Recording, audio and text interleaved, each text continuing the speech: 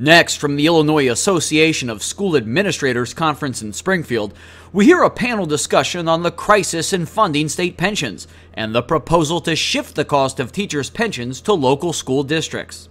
This proposal is expected to come up for vote in the legislature in early January, just prior to the new legislature being sworn in. This panel discussion runs about 1 hour and 10 minutes. First of all, I'd like to introduce Senator Bill Brady. He is the state senator from the 44th District in Bloomington since 2002. He's also served as state representative for the 88th District from 1993 to 2001. During his tenure as a legislator, he's worked to increase education accountability and funding and sponsored reforms of workers' compensation and medical malpractice laws. He has championed reforms in the state's insurance and financial industries that became the national model, passed legislation to guarantee health insurance for retired teachers, sponsored laws that promote highway safety through more training for young drivers, and led the way in efforts to restore integrity to state government, ensuring the best use of the taxpayers' dollars. Senator Brady was named Assistant Senate Republican Leader in February 2011. He is the ranking Republican for the Senate Insurance Committee and a member of the Senate Energy Committee, the Senate Environment Committee, the Senate Executive Committee, and the Senate Pensions and Investments Committee. And he has served on the Illinois Commission of Pension Funding. Welcome, Senator Brady. Next, I would like to introduce Representative Daniel Viss, who is the state representative from the 17th District in Evanston and is serving his first term in the House. He is a former math professor at the University of Chicago and is currently the Democratic candidate for the Illinois State Senate in the 9th District. Since he was elected to office in 2010, Representative Viss has passed legislation on a variety of issues, including environmental policy, high-tech economic growth and political reform, equal rights for individuals with autism, and consumer protection. He rapidly emerged as an acknowledged leader on fiscal matters, pushing both parties to overhaul the budget process to align spending with available revenue while preserving our top priorities. In just his first term, he has already earned broad acclaim for his leadership and accomplishments. The Illinois Recycling Association recognized Representative Viss as a recycling hero. He won the Legislator of the Year Award from the Illinois Park Districts and was given the John W. Maitland Award by the Illinois Biotechnological Industry Organization. He also served as a co-chair for a bipartisan working group to explore solutions to address the state's pension crisis. Representative Viss serves on 7 House committees: Higher Education Appropriations, Elementary and Secondary Education Appropriations, Biotechnology, Consumer Protections, International Trade and Commerce, Personnel and Pensions, and Small Business and Empowerment and Workforce Development. Welcome. Mr. Hans Zygmunt will be replacing Mr. Jerry Sturmer. Mr. Sturmer was Governor Quinn's Director of Office of Management and Budget. Hans is Associate Director and Economist for Governor Pat Quinn's Office of Management and Budget. Previously, Mr. Zygmunt was an economist and Assistant Research Director for the Illinois Department of Revenue. Prior to state government, Mr. Zygmunt was a consulting economist to AMCA International Incorporated and a pension analyst for Hewitt Associates. He has taught courses in economics, public finance, and statistics at Prairie State College, Elgin Community College, and Roosevelt University, and guest lectured on revenue forecasting at the University of Chicago. Mr. Zygmunt has been involved with many of the pension discussions that occurred during the spring session with the leaders. Welcome, Mr. Zygmunt. And finally, we have Eric Madeir, currently serving as the Chief Legal Counsel to the Illinois Senate President, John Cullerton, and as Senate parliamentarian. Mr. Madeir has been President Cullerton's point person on public pension reform legislation and recently wrote the first comprehensive analysis of the Illinois Constitution's public pension clause. Several notable Illinois attorneys have referred to his pension clause article as the new standard text for understanding the Illinois Constitution's pension clause. Mr. Madeir was also significantly involved in the development of Illinois' $31 billion capital bill by authoring the bill's private lottery manager and internet pilot program provisions, which are projected to generate $150 million in new revenue. He remains actively engaged in the capital bill's implementation, as well as help develop the successful legal arguments made before the Illinois Supreme Court to uphold the Capitol Bill's constitutionality in Wirtz versus Quinn. Mr. Madeir has detailed knowledge of the legislative process and significant experience developing, negotiating, and shepherding legislative proposals. Welcome, Mr. Madeir.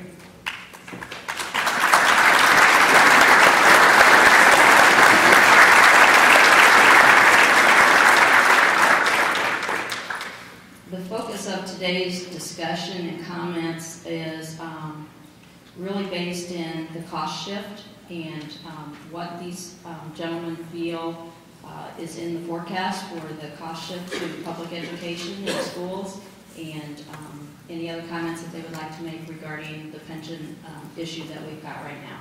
So I would like to turn the podium over to each of these gentlemen for about a 10-minute speech, and we will start in the order that I introduced them. So Senator Bill Brady will be first.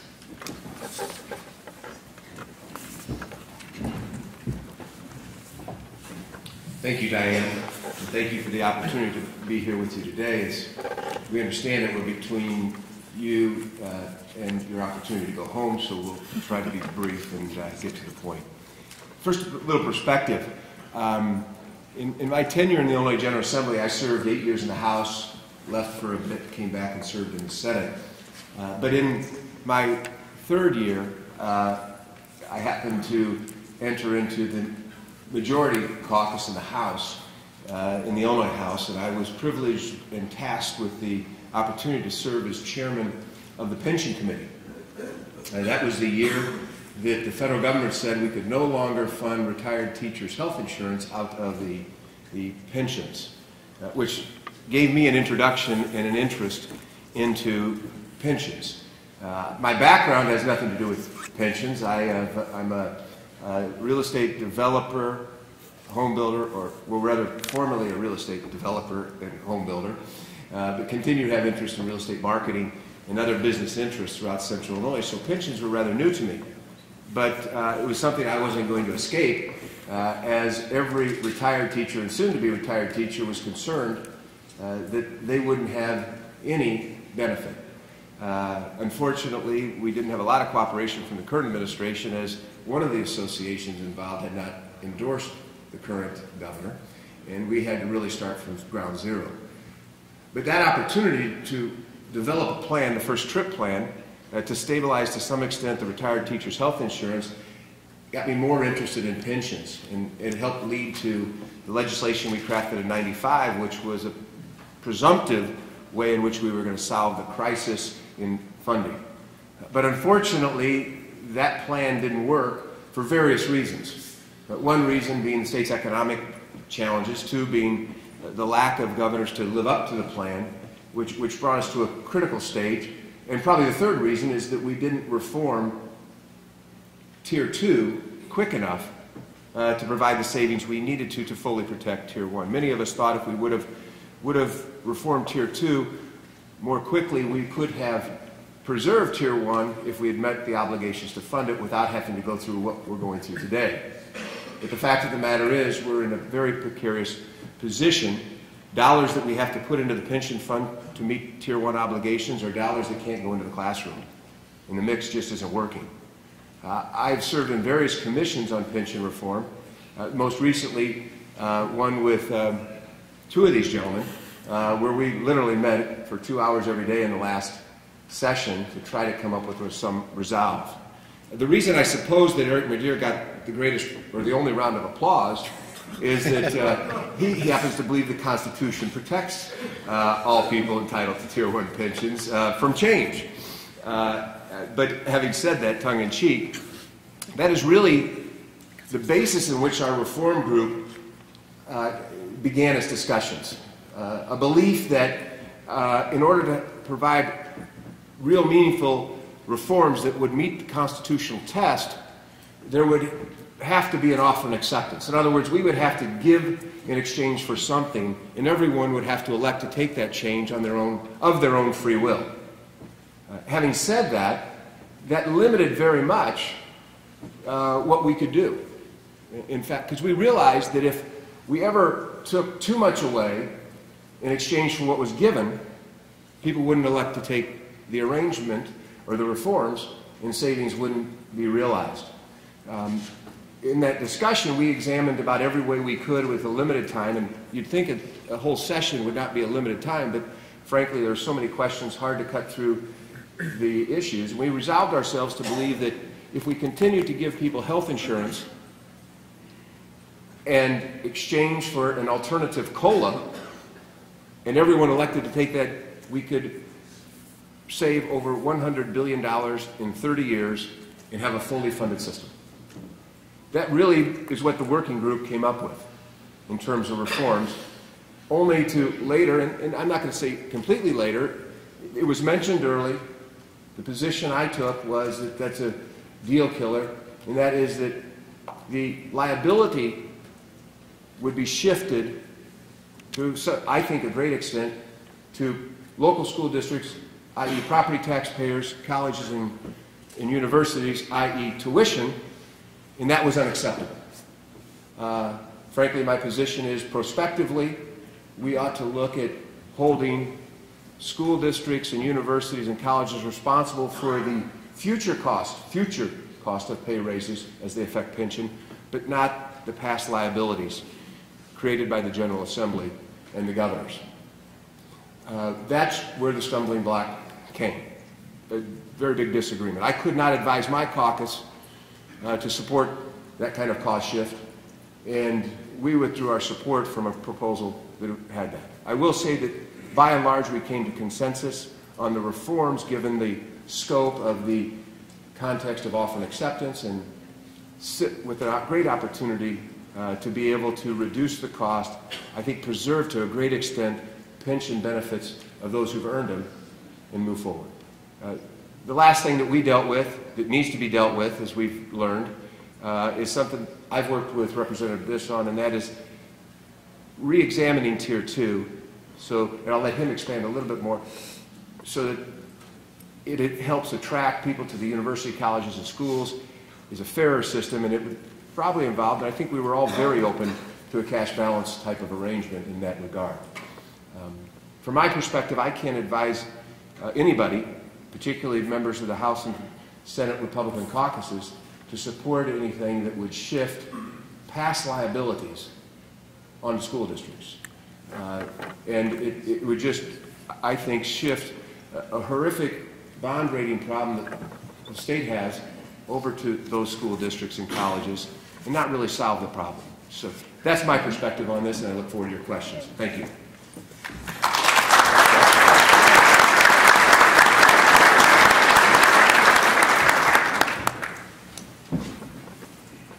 Well, thank you very much, Diane, and thank you to the Association for letting me be here with you today, particularly given the distinguished nature of the panel. I've only been in the legislature for a little bit less than 2 years, and before that I taught math, which turns out to be similar in a few really important ways to thinking about pensions in the context of the legislative process, and phenomenally different in most respects from that. So it's been an education for me and a pretty great experience. What I thought I might do in my 10 minutes of opening time is just recontextualize a little bit how I wish we as a state were thinking about this problem, because we're not doing it that way, and it's a source of I think, anguish, and also a source, quite possibly, of a suboptimal policy. It seems to me that the question before us of what to do about our retirement systems for public employees is a question with a bunch of prongs, and we hear about it a lot. I'm going to try not to have anything fall off the stage. If we could agree on that would be, can we agree? Okay, good. We hear a lot about the fiscal ramifications of these systems because those ramifications are so petrifying. But of course there's a bunch of other ramifications that you speak about a lot, but often the rest of the conversation ignores. So the first of those, of course, is the HR ramification. What does it take to attract and retain the right population to our elementary and secondary schools as well as our other venues of public employment. Then there's, of course, as we talk about potential reforms for existing people, these questions of fairness and legality, constitutionality. But then there's this core, who are we as a society question that Senator Brady briefly alluded to that I think is really very fundamental as we try to structure our public sector, which is, what is the deal we are offering to our public? What is the deal that they're getting in exchange for their participation in the electoral process, in exchange for their payment of their taxes? What is the set of services that they're being provided with? And what we've found happen in Illinois is that as a greater and greater chunk of the tax dollar has been consumed by a need to pay down a whole variety of different types of debt, pension debt the most famous, but certainly not the only one, the value proposition that the taxpayer is seeing gets worse and worse. Because first 95% of the tax dollars used to buy present-day services, and then 90%, and now 80%, and pretty soon 60%. And that's a set of conditions that will eventually give you a tax revolt, which will only then create a worse spiral. And so for me, the core question here is how are we going to structure a public sector such that the value proposition for the payer is one that's attractive enough to maintain the system and maintain belief in the institutions that construct the system. The conversation that we usually have is one that sets up a variety of different teams. It sets up the team of public employees as one key team. It sets up as one sort of quasi-ignored, but probably most important team, the team of service recipients. And then it sets up as this other team, the team of taxpayers. And you wind up with these fights between taxpayers and teachers, and this is like a completely lunatic way to look at the world, right? Because teachers are taxpayers and taxpayers are service recipients, and the whole mechanism of electoral democracy only makes sense if we're doing this as a voluntary project that we believe in for the betterment of society, not some kind of punitive, confiscatory exercise. So why am I saying all this stuff? All this abstract, annoying, boring, math professory, naive child stuff? I'm saying it because there are other places that have approached their pension and fiscal challenges through this kind of a collaborative discussion lens. We always hear about Rhode Island because people admire the solution they came to. There's good things and bad things about the solution that Rhode Island came to, but much more interesting to me than the solution is the process. The process that they used was one wherein the treasurer of Rhode Island, prior to formulating a reform proposal, went around the state, and granted, going around the state of Rhode Island is a lot easier to do than going around the state of Illinois, as I learned this morning, driving through traffic in the rain in Chicago. But went around the state and had collaborative discussions with all the various stakeholders, recognizing that, by the way, that means everybody. Laid out the problem and created a constituency for reform. Now, that doesn't mean there was unanimity behind the solution that eventually they went with, but there was a broad constituency created for the notion that reform was a fiscal imperative and an imperative in order to preserve a basic quality of life. And that, if you do that, then you wind up with a far less adversarial kind of dialogue. It doesn't need to be a dialogue that's about pitting various interests against each other and creating pitched battles and torches and pitchforks and all that stuff. And so I guess that would bring me to how I would urge you to think about this cost shift question. The cost shift is really hard. I'm a suburban legislator, so I don't have the numbers in front of me, but it's quite possible that the cost shift is hardest on my district of any district in the whole state, because we have very high payrolls for our elementary and secondary teachers. And so that leaves me with two choices. I could pick up my torch and my pitchfork and man the barricades on behalf of what I see as my narrow constituency. And y'all can do that too, and that's a good enough thing to do. But rather than do that, what I would encourage us all to do is to view this as a comprehensive, holistic problem and figure out what are the appropriate levels of pain for us, meaning me, my district, you, your district, you, your employees, to absorb, and what are the inappropriate levels of pain? And these are hard and complicated questions, but they're questions that can be answered if we choose not to view this conversation as one that exists across a set of foxholes and trenches.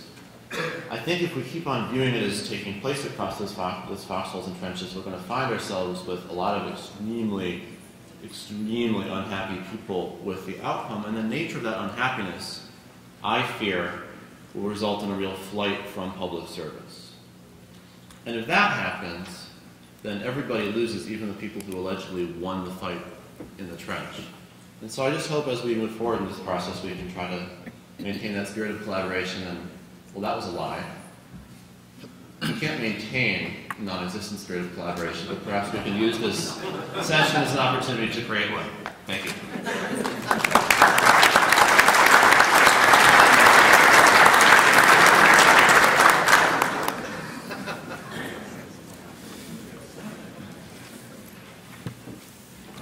Well, firstly, I'd like to extend an apology on behalf of Director Sturmer for his inability to attend today's session. At the same time, I'd like to thank Frank Clark, Diane, and the association for the opportunity to address this group. Hopefully I can act in Mr. Sturmer's stead adequately. I think we all recognize that the state is facing immense fiscal pressure. Certainly those of your districts who are most dependent on state aid are most acutely aware of those fiscal pressures. And I believe that there's actually at least a couple of differing perspectives on the cost shift, and I'll talk more about it later. But even within this room, because perhaps those of you who are more dependent on state aid would perhaps benefit even from a cost shift if it were to protect state aid growth, as opposed to those of you who are less dependent on state aid but have higher payrolls and may face more fiscal pressure yourselves as a result of a cost shift. So I think that as we move forward with this conversation about the cost shift, we need to recognize, even with respect to the impact on the individual districts, it is going to be very, very different. Not all of you are going to be impacted in the same fashion. But first, I'd like to set the context of the discussion from a macro fiscal perspective a bit more. Right now, in the current fiscal year, pension costs, and this is funding at the 1995 law pension level, not a full actuarial contribution, by the way, but the 95 funding level is 15% of the general fund's budget for the state. In 2014, those costs will rise faster than revenue and will take up 17% of the general fund's budget. Looking beyond fiscal year 14, the cost pressures don't subside, they increase every year.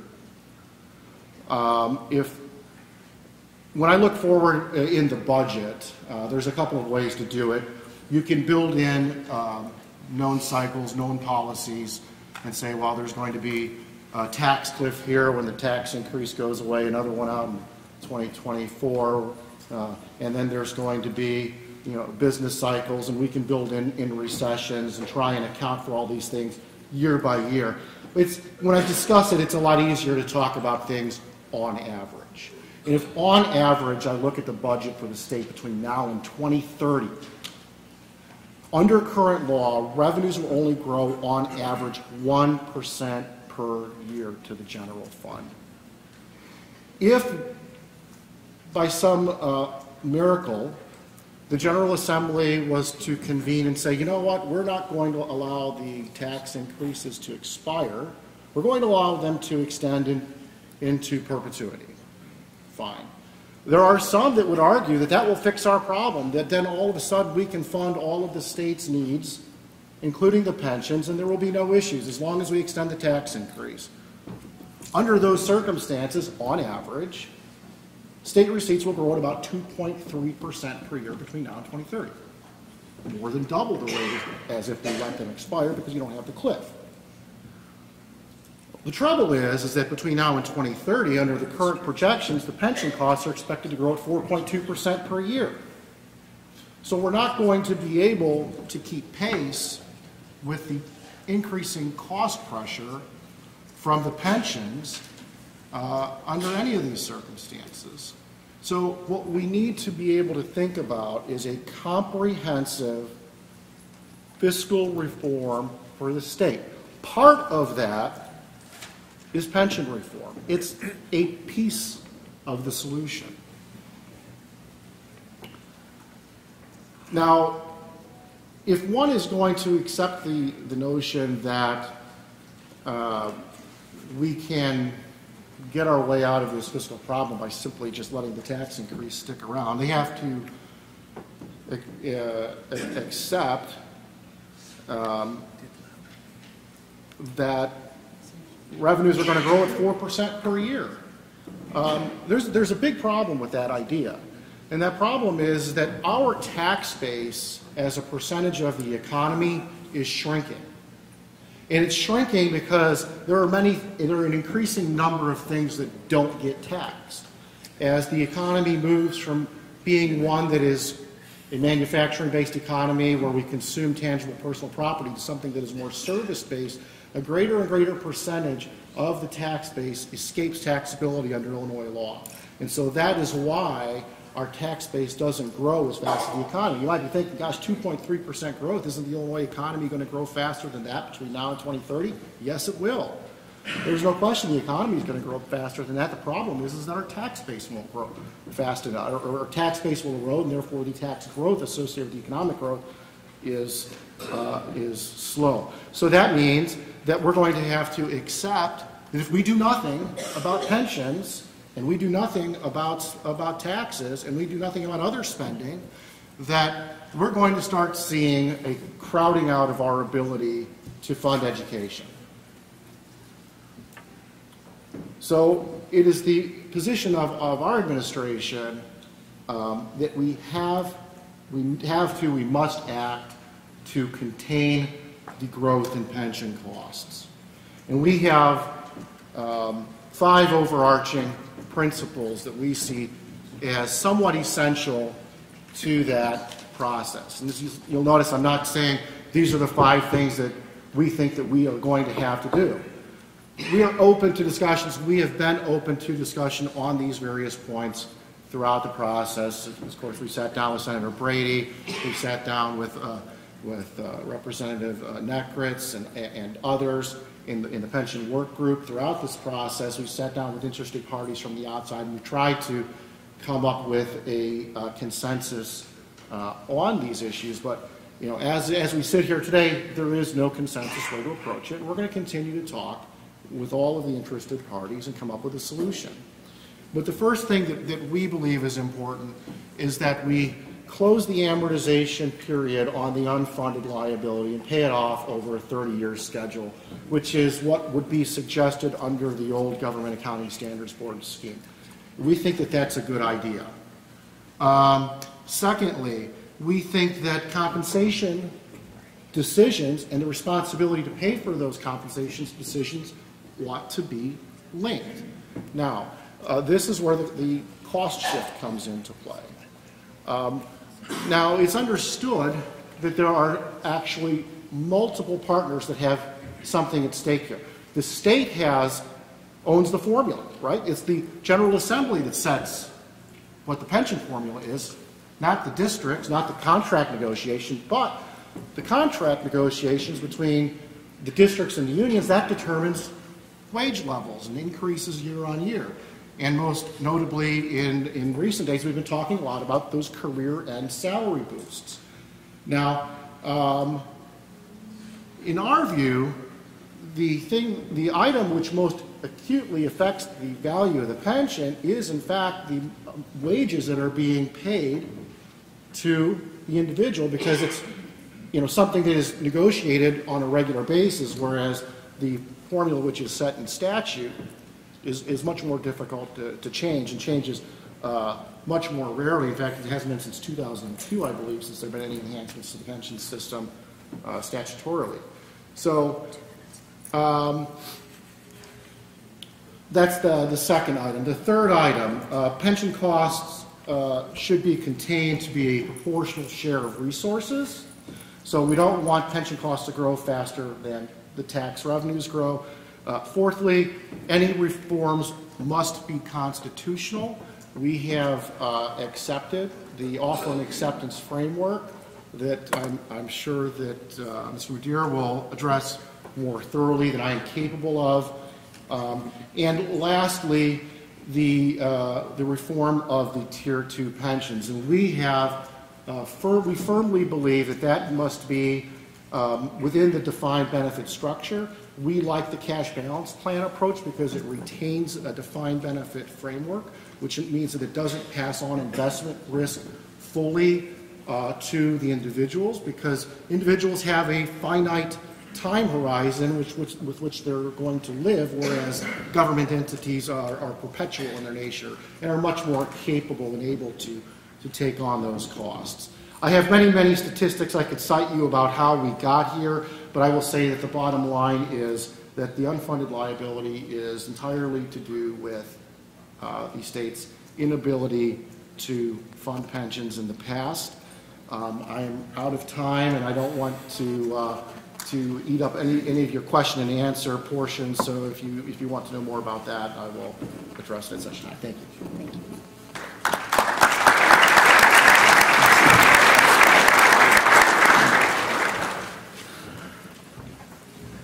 Good morning. Morning. Thank you for the opportunity to be here today. You know, as the lawyer in the room, I went to law school to get away from math, and I find myself embroiled in one of the biggest math problems that we've ever faced. So it's a little bit daunting for a lawyer.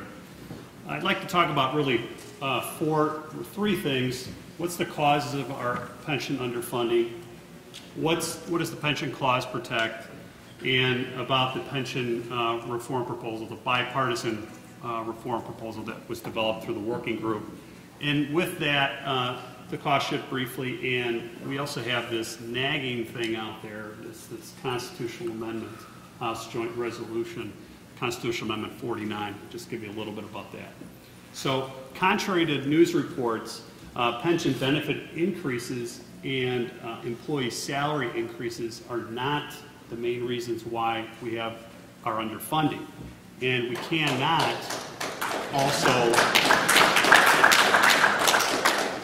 well, that's just part of this. So we can't also blame the underfunding on the fact that we had actuarial misses, like people living longer than expected, and stock market losses. I had my staff try to compile from known records just where does this $83 billion in unfunded liabilities kind of come from. So we were best able to capture 79.5 of that $83 billion. So about 95%, captured most of it. And what we found out was that between fiscal year 1983 and fiscal year 2011, which is the most recent fiscal year, our unfunded liabilities grew by $79.5 billion. And so, well, where did it come from? 43% of that came from the General Assembly's failure to pay what it was supposed to be paying to the pension system. About 23.5% came from stock market losses, that is getting returns less than the actuaries expected.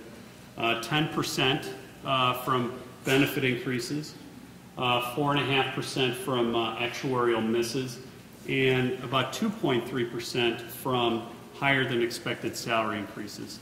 And the remainder deals with this miscellaneous category where they may have changed actuaries and things like that. The bottom line is that the pension problem is really one of underfunding and one that stems from the legislature's failure to properly fund the system. Indeed, at the time of the Constitutional Convention in 1970, our pension system was really no better funded than it is today. It's about 41.8% funded, and we're about 43% funded today. So we're dealing with a long-term problem of underfunding that was known in 1970, one of the main reasons why the pension clause came about, and unfortunately, not much has changed in 40 years. So what does the pension clause protect? Simply put, it protects, it prohibits the legislature from making unilateral changes to the pension benefits that current employees have, as well as retirees. It does this by safeguarding the pension benefit rights in the Illinois Pension Code at the time that you join the system. And this protection extends to the employee contribution rates, as well as any benefit increases that are added during a person's term of service. So for example, if the pension code said when you joined that if you work 30 years, you'll get 50% of your final salary and you contribute 5% of your salary to the pension system, then that is the bargain, the terms of the bargain that are constitutionally protected. As to funding, though, this was a conscious thing that happened at the convention. Although we adopted the New York Constitution's approach to protecting pensions, one thing we did not take with it that is a hallmark of New York's constitutional provision is funding, and actually required funding. This was something that the delegates wanted to give the legislature flexibility on to decide how to fund the pension system. And so the Constitution does not require that the pension system be funded at a specific funding percentage or that we be on a specific funding schedule. But what it does do is it protects your benefits that you're entitled to get paid when they become due, and it does provide you with a cause of action to compel payment should a pension system be broke or be on the verge of default. Now, we've talked about these pension benefits being contractual in nature. And what that means is, while the legislature cannot unilaterally change your pension benefits, it can provide you, like in any contract, it can make an offer, the legislature can make an offer with something of value, as we call it in the legal world, consideration, and you have an opportunity to accept or reject that offer. And so, with the many hours that we had of quality time spent with each other in a working group, developing the pension proposal, we were trying to deal with ways to deal with reform within this framework of offer acceptance and consideration. And one of the products of that was Senate Bill 1673, which addresses state university retirement system, teachers retirement system, the university retirement system, and the General Assembly retirement system. And the targeted benefit that we were seeking for reduction is the 3% compounded COLA, because that's the biggest cost driver. That is, let's take TRS, it's about, when they cut checks for benefits, it's about 25% of the check that's being paid out. That's different than saying it's 25% of the reason we're underfunded. It's two separate things, so I want to keep that point distinct. It's one of the big cost drivers of what are being paid out in terms of benefits. 3 minutes? Okay. And so we developed Senate Bill 1673 to provide folks with a choice dealing with the COLA. And the choice is simply, to agree to a lower 3% simple COLA that would be delayed for 5 years, or reject that offer. And in exchange, we were going to give Tier 1 folks a vested right to access to state retiree health care, because state retiree health care is not a constitutionally protected right. We were also going to tie it to salary increases, and we were also going to give folks the ability to participate in a new cash balance plan. And if they decided to not take the deal, then we'd have a reduction in the COLA.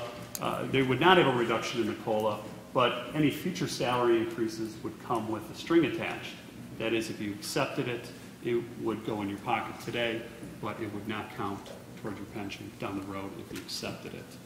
And then for retirees, it was simply to ask for a lower COLA in exchange for retiree health care benefits. As far as the Senate President's position on the cost shift, this is an issue really we see as fundamental fairness, in that taxpayers in Chicago are paying for their pensions for their teachers. Their income taxes are going to pay for, however, the pensions of downstate, and there is in looking at some of the collective bargaining agreements myself, you see specific instances where they're looking to push up pension salary basis for pension purposes and send the tab to Springfield and have that borne by all taxpayers, including Chicago taxpayers. So we see it as an issue of fundamental fairness. As Hans mentioned, though, we see this as a point that there is negotiation. There could be ways to give certainty to school districts of what their costs are going to be.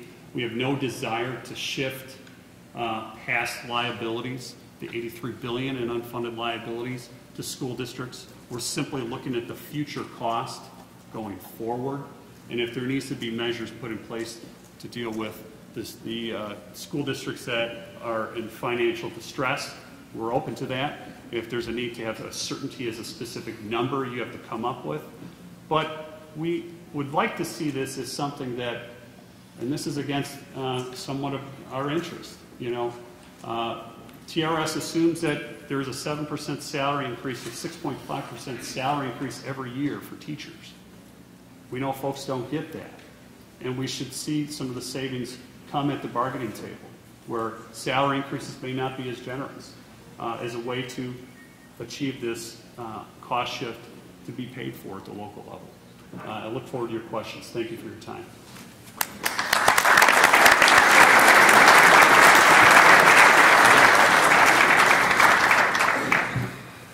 Thank you, gentlemen. We've got about 15 minutes left till our noon departure time, and we would like to open the floor to any questions. And if you have a question, raise your hand, and we'll have a microphone come to you. And please address your question specifically to one of the gentlemen, or just open it up to anybody that wants to answer it. Would you please address the concern that districts have if or when you pass the cost shift that the legislature will increase pension benefits in the future and the local districts will be responsible for covering those costs?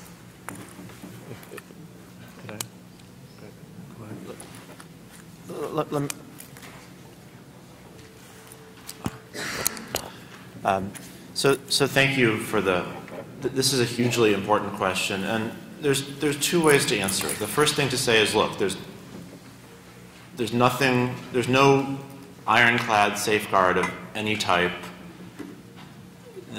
This is how hierarchy of governments works. We could also just shut off general state aid tomorrow and mandate that every student has their own full-time tutor. There's no way to with proof give you a guarantee. That said, one of the important aspects of the cash balance plan that we designed for new employees was that it put in place a framework of the benefit. It says, here's how the benefit is structured, and it put in place what's frankly a very modest minimum level of benefit, and then leaves the generosity above and beyond that modest minimum level entirely up to the district. And so it does maintain in the state's hands, hey, here's how the benefit's structured. Here's the nature of the benefit. But it says the generosity is in the hands of the district.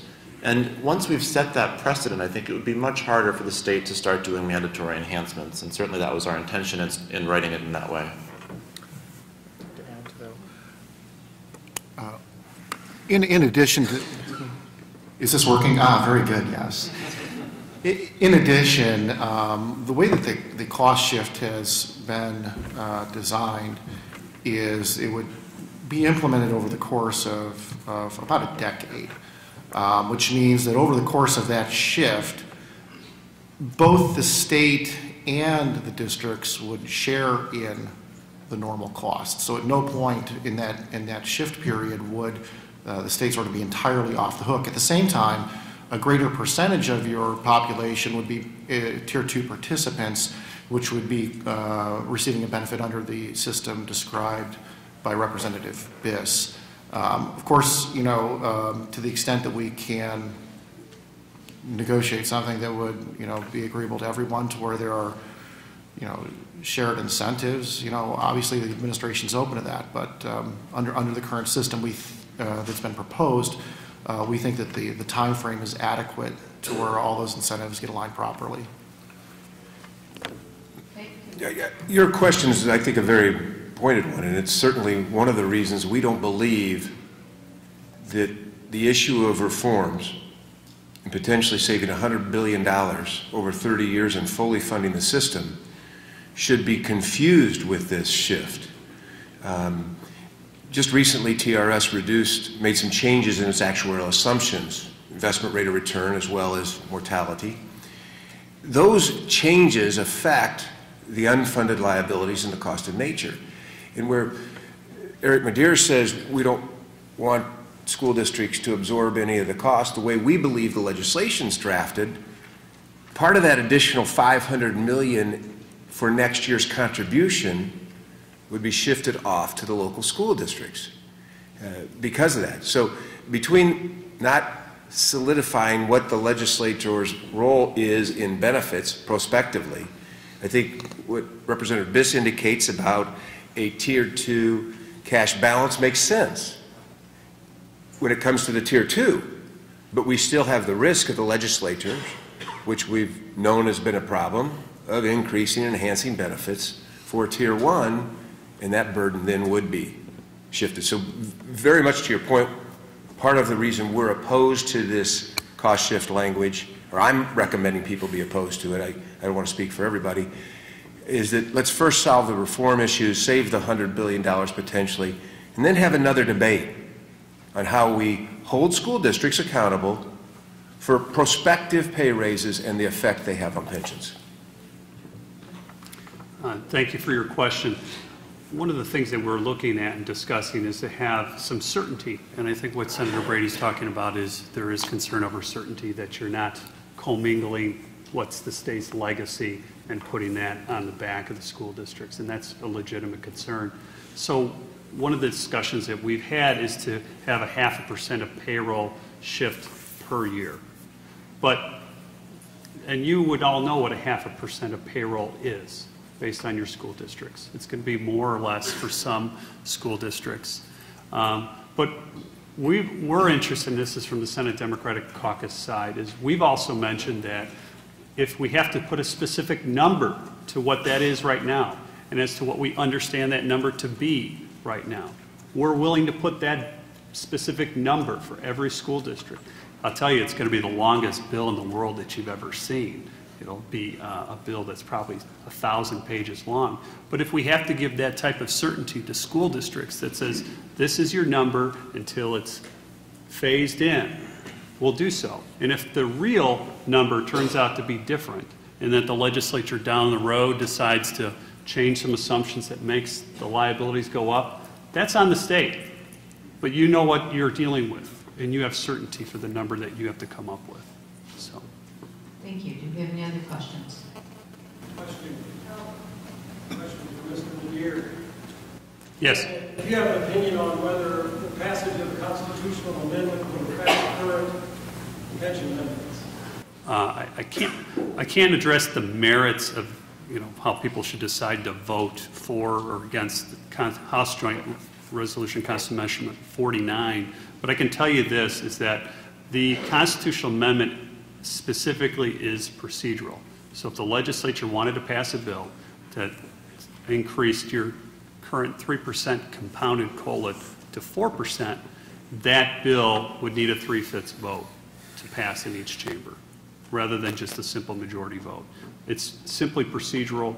I know some have made the claim that it's going to permit the General Assembly to go ahead and alter the pension benefits you have today. It's simply not true. I mean, there may be many reasons why you would want to vote one way or another on that proposal, but I don't think you should give any credence to that as being articulated as a reason one way or another. Any other questions? Can you speak to, it sounds like we're moving towards with the pension shift to more of like what we have with the IMRF. We have a tax levy for that. Since in essence this is a shift to the local taxpayers, is there any consideration? Is there any consideration to a local, giving the school board the ability to issue a local levy to offset that compensation cost? Well, I can speak for myself. No, we haven't, because I'm not supporting the shift in liabilities. And so I wouldn't enter into that discussion because we're not there. So as someone who did vote for a bill that included a shift, I guess I have to answer from a different premise and get to the same place. No. I'll speak for myself. I don't think I'm here representing a caucus. It's not how the House Democratic Caucus works. My view is that, number one, the determination to phase in the shift in a manner that works, and right now we're talking about 0.5% of payroll per year.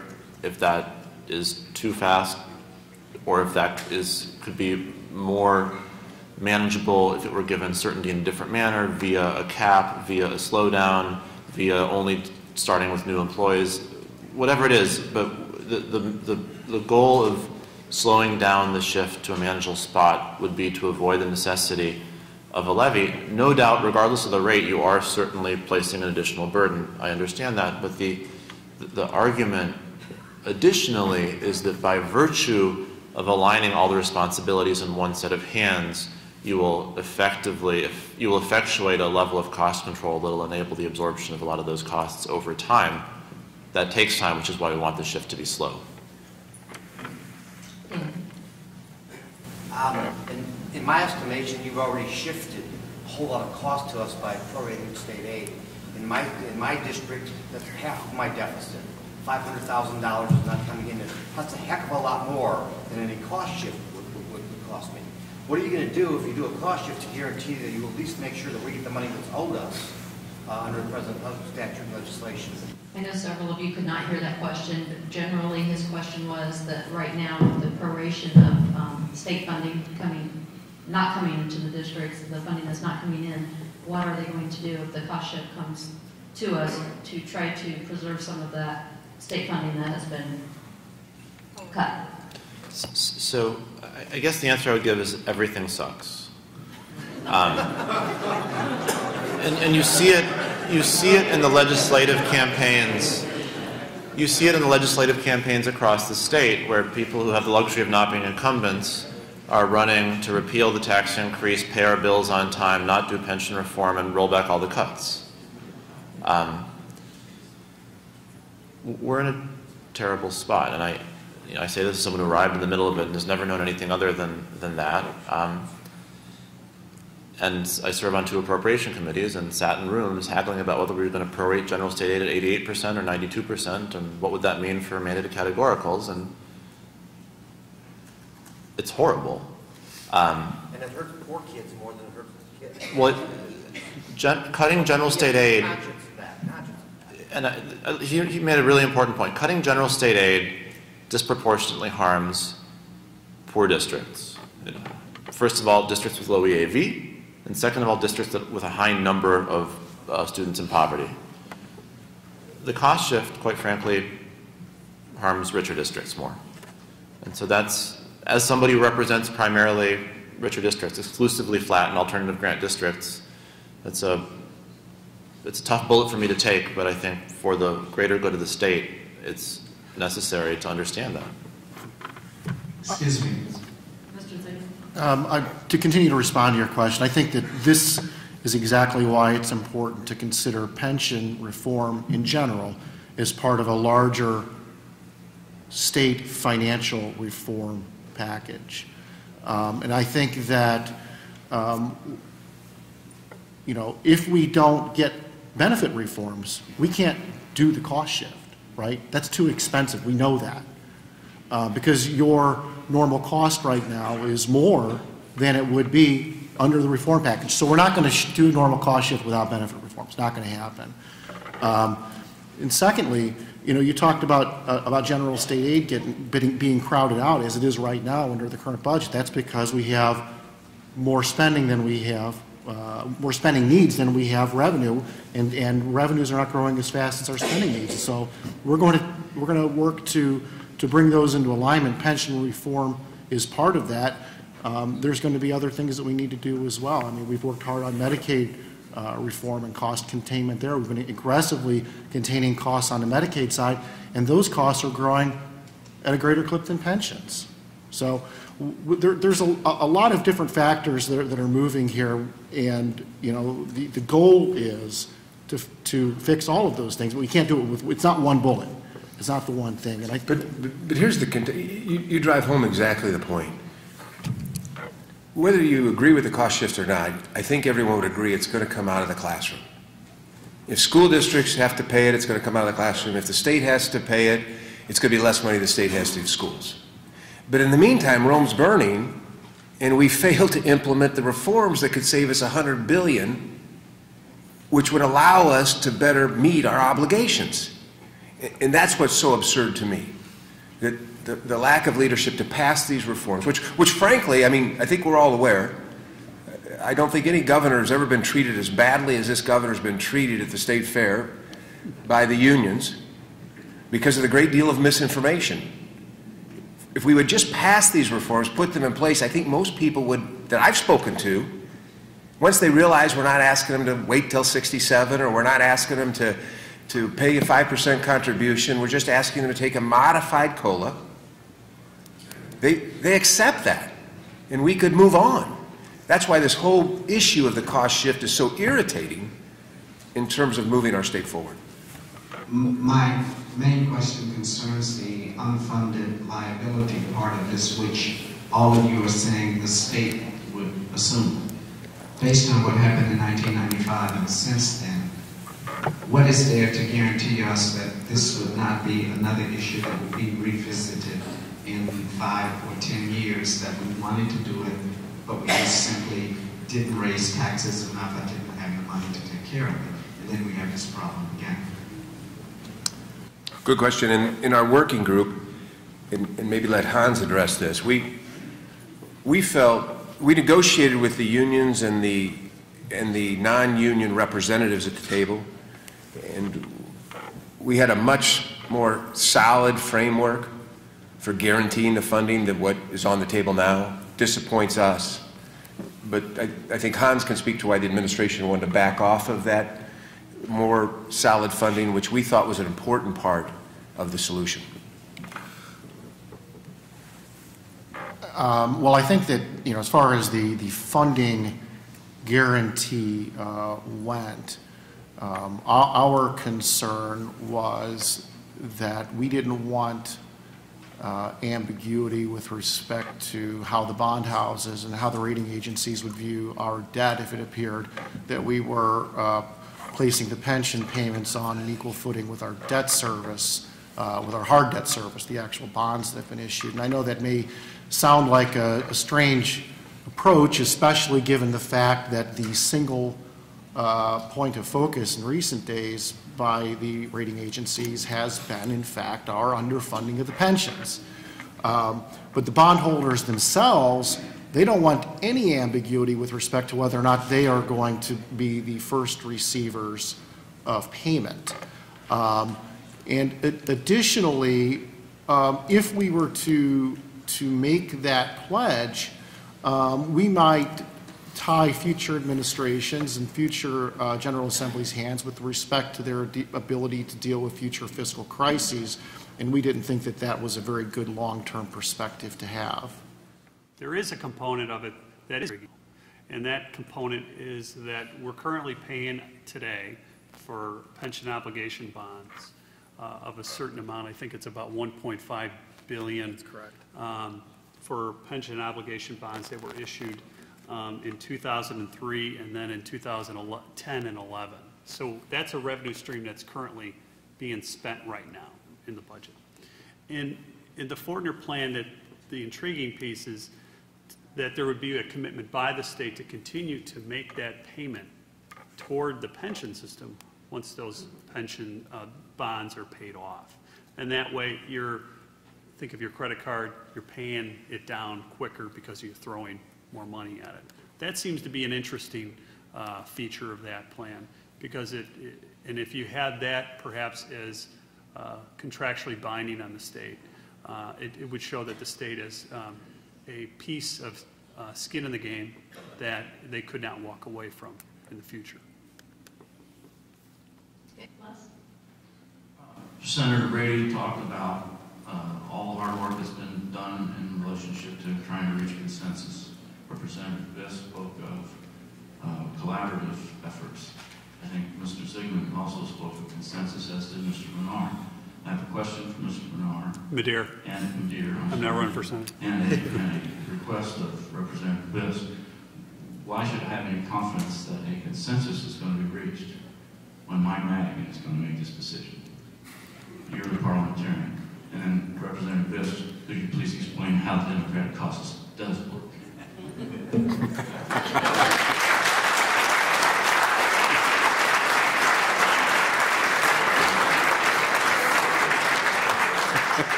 Well, I think what you've said is more of a statement than a question. It's not something I can really address. Any others?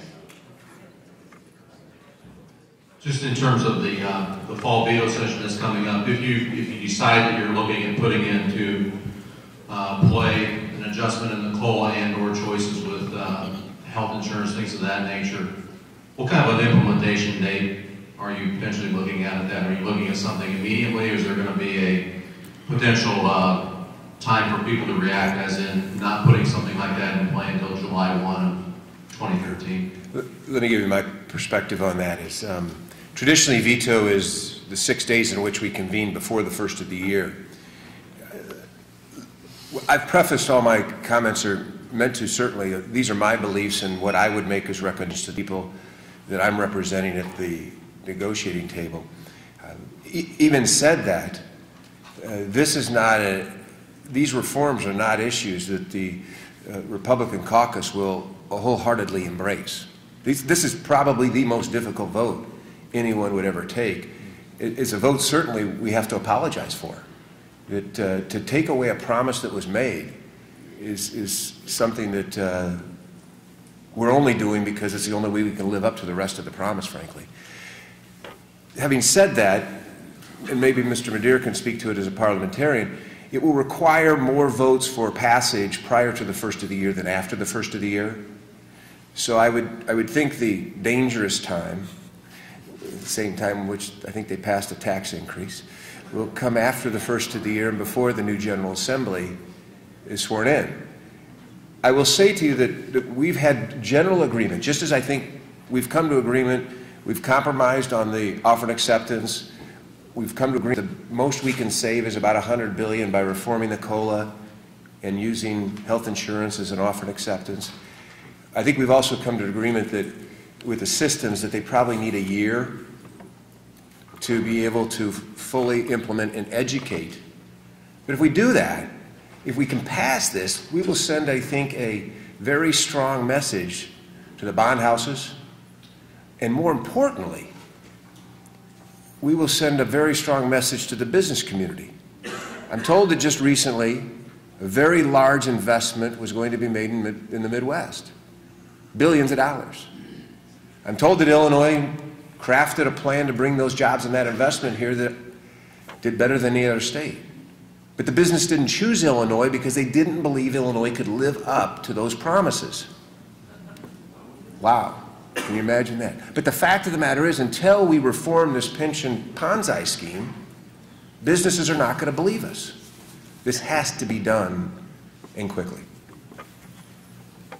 I have a question for Eric. It's not. Is it on? No. Is there any consideration to look at the language of 1673 to honor the current contracts that are in place between the personnel of those systems and their employers? Sure. The question was, do you grandfather in the current collective bargaining agreements or other employment agreements? And the answer is yes. As part of the drafting of that, we wanted to keep that harmless and deal with the issue of future salary increases that come in after the current collective bargaining agreements would expire. Okay, so regardless of the effective date, the contracts are in place. There is at least a thought process to honor those contracts currently in place. Correct.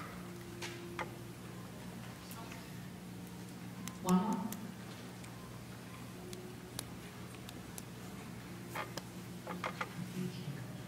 Senator Brady, you mentioned earlier that you were involved with the creation of TRIP in 1995. 65. And at that time, there was a promise to our teachers that for a percentage of their salary, when they retired, they would be able to purchase retirement health insurance. And currently, our teachers pay probably 80% of the cost when they're retired, the health insurance premium.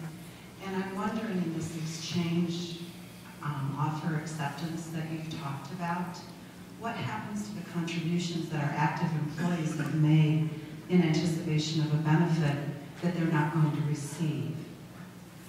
I mean, there's a substantial amount of income over a 30-year career when someone retires. You're right. I think the state now contributes about 15% of the total cost of TRIP, which has given us concern in terms of if you're trying to use health insurance as an exchange for an alteration in your COLA, and the state's contribution is only 15% as compared to the other system, maybe 70 to 100%. A financially prudent decision may be to choose not to take the COLA alternative, which doesn't save us as much money. We've considered all those things into that. Certainly, it would help if the state's contribution could go up and give some more of a solid footing for TRIP. And those are the discussions we've had. But until the governor, frankly, continues the collective bargaining process with the unions that we're going under now, particularly as they affect insurance, I'm not sure we'll be able to effectively address that issue. Will there be a refund of those contributions if a person gives up their access in order to take? I would certainly support that. Thank you. You know, it's something we've got to deal with, and it's a promise made that needs to be kept, and I think it's part of what we're considering. Okay. Thank you very much for questions. Thank you, gentlemen, for Thank you.